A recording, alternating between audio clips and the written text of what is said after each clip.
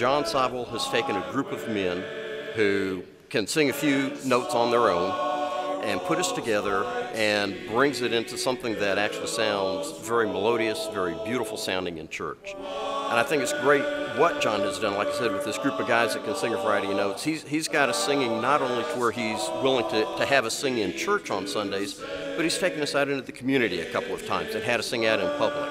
And I think that's a great testament to John and what he has been able to get out of this group of men. My soul, it is well, it is well. Singing in the JMC is the thread that keeps me woven into the fabric of Joy Lutheran Church. It's a real pleasure to sing in the men's choir, and I consider it a privilege to sing for Mr. Seibel. He's a very accomplished musical director, and he never ceases to amaze me. His ears hear everything, or should I say, sometimes they don't hear what he wants them to hear.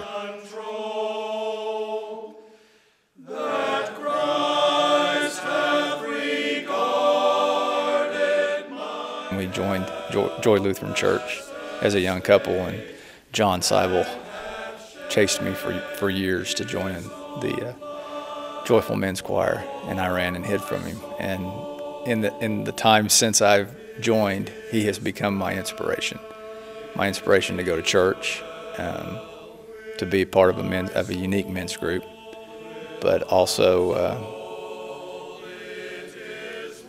to learn how to really appreciate Christ and all that He's given me and offers me on a daily basis. My sin, oh, the bliss of this. Yeah, I've known John since 1979, a long time. As I've told other people, I haven't seen anybody who is dedicated as John is as far as the men's choir is concerned, because he goes on vacation up to northern Minnesota and he's working on the program all the time.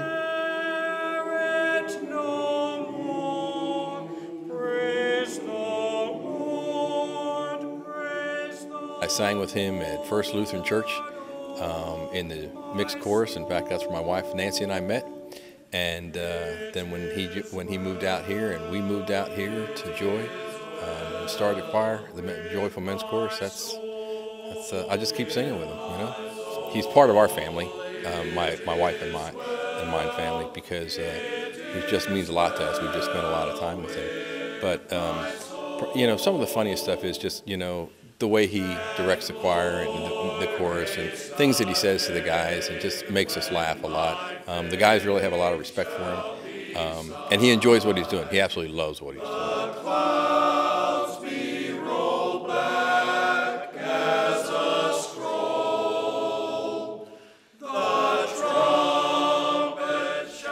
I would see John between services walking around with his keyboard, and I knew he was testing people, and I would hide.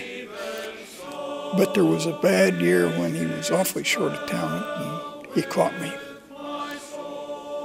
And I've been so grateful for that ever since. It has been such a tremendous asset to my life.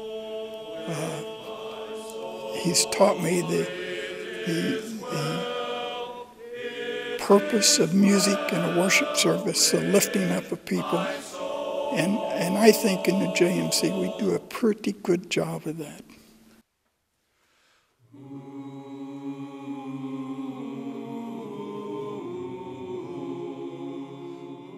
I think it is a testament to a leader who would diminish his musical gifts, but as I've seen in his style of leadership and in the gifts that the Spirit has given him, an ability to bring men who might otherwise never risk being in a choir, certainly not an a cappella 4-part men's choir, together. And that is a real gift from God, and John has been a real gift of God to this congregation.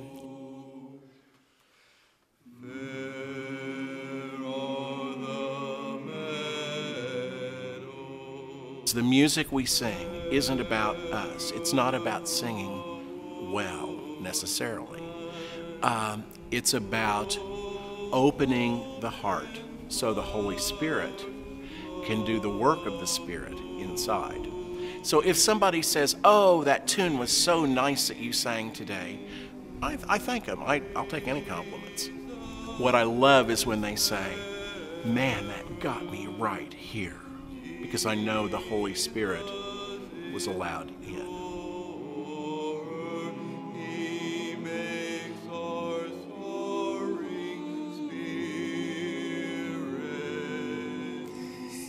And then I got to meet John when he recruited me. I think the Army should have him as a recruiter, because he took me in a room and he said, I want to show you something.